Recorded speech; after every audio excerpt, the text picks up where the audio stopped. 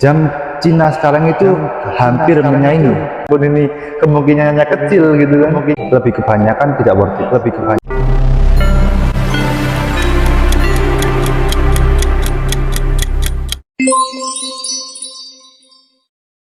Halo, balik lagi di Ternak Jam Official di channel YouTube kita bersama saya Enrico Firmansyah dari Ternak Jam dan Hasan Ternak Jam. Oke, jadi hari ini kita mau bahas apa, bro?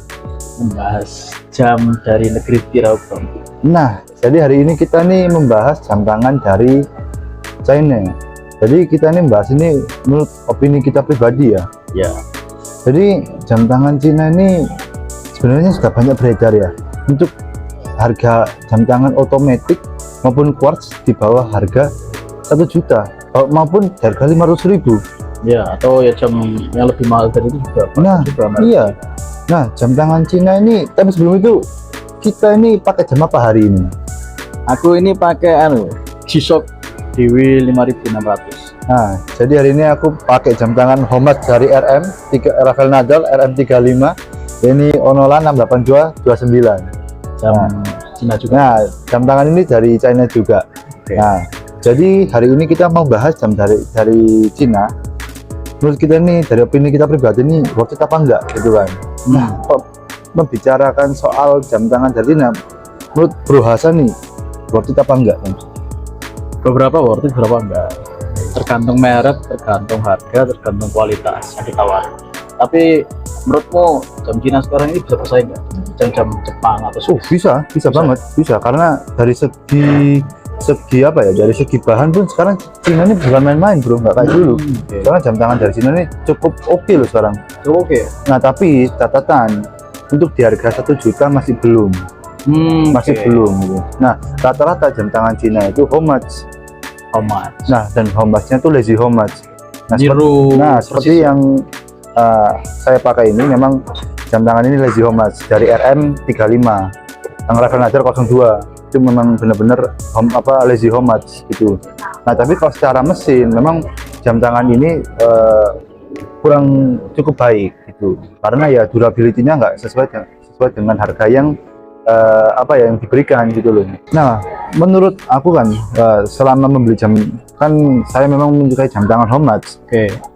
Jam tangan Homage yang baik itu dari segi merek T-Wise. Nah, T-Wise itu cukup baik. Nah, dari segi bahannya, dari segi mesinnya cukup bagus untuk akurasinya di bawah harga 500.000. Maupun T-Wise itu juga ada harga di atas 500.000 gitu. Kenapa senang T-Wise? Nah, kenapa T-Wise? T-Wise itu menurut aku ya, dia dari segi akurasi, dari segi buat aku jelaskan tadi itu sudah cukup bagus. Dan juga untuk ya yang mau Homage daripada BKW ya mending T-Wise itu. Kalau merek lain? Kalau merek lain kayak misalkan Forsining, kan ada kayak jam tangan Chengxi, terus ada Polaris, terus juga ada Onola yang pakai ini. Nah, ini masih belum teruji karena kenapa?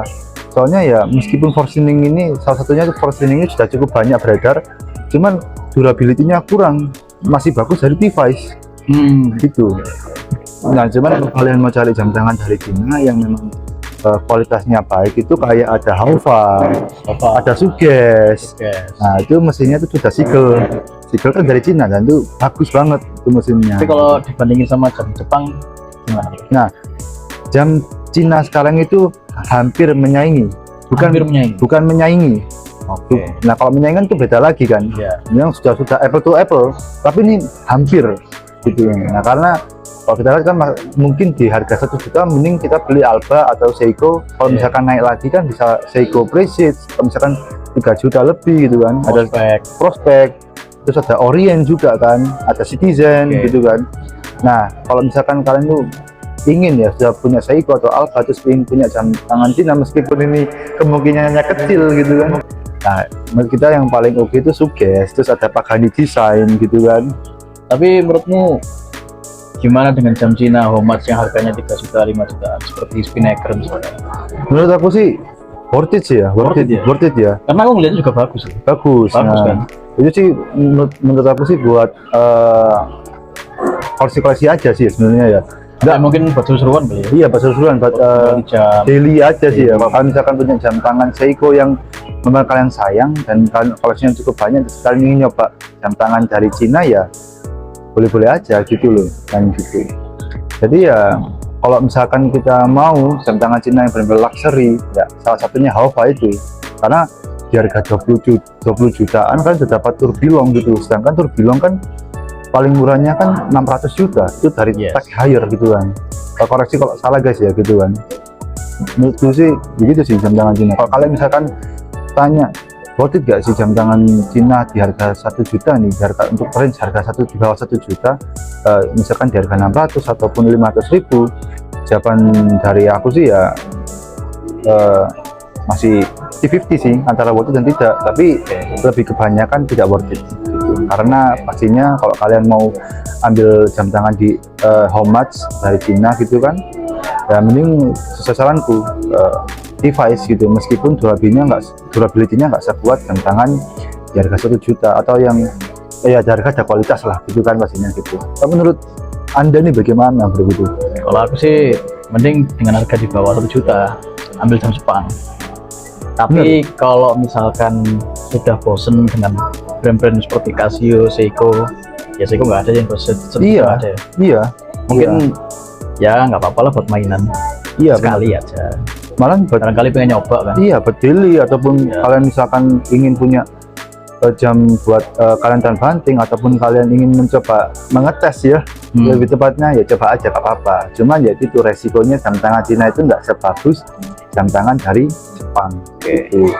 Karena kalian kalau di harga 300.000 terus sampai 800.000 sudah ada Casio kan pastinya kan, yang secara kualitas bagus, Alba juga bagus gitu kan. Cuman kalau kalian mencari jam tangan otomatis dari Cina yang di harga segitu, ya menurut kita sih belum lah gitu kan. Ya belum. Meskipun juga kurang lah. Nah, meskipun aku pakai jam tangan dari Cina pun ini merupakan jam tangan eksperimen gitu. Apakah setelah device yang aku beli ini ada yang lebih bagus atau tidak begitu. Jadi menurut kita sih ya tergantung kalian mau mencoba membeli atau tidak gitu. Kalau kalian misalkan daripada kalian beli jam tangan KW ya, mending kan jam tangan Homage gitu. Kalau nggak, kalian mending beli Casio aja deh gitu kan. Kalau misalkan dana kalian tidak mencukupi untuk membeli jam tangan Jepang ataupun jam tangan yang benar-benar luxury gitu kan. Ya misalkan cuma pengen punya 1 jam tangan atau 2 jam tangan yang harganya di bawah 1 juta, yang mending Casio aja. Iya, paling bener. Atau kalian bisa nabung-nabung ya juga beli jam tangan Jepang gitu kan. Ya, atau mau belajar jam tangan otomatis ya gak apa-apa juga gitu. Ya menurut kita segitu ya, dari cukup ya. Baik, terima kasih kalian guys sudah menonton dan juga sudah mendengarkan ya. Ya semoga kita butuh info dari kalian juga, komen di bawah ya, kita diskusi bareng ya. Nah, saya Andiko Divimasa dari Najam pamit. Saya Hasan, wassalamualaikum warahmatullahi wabarakatuh. Jangan lupa subscribe.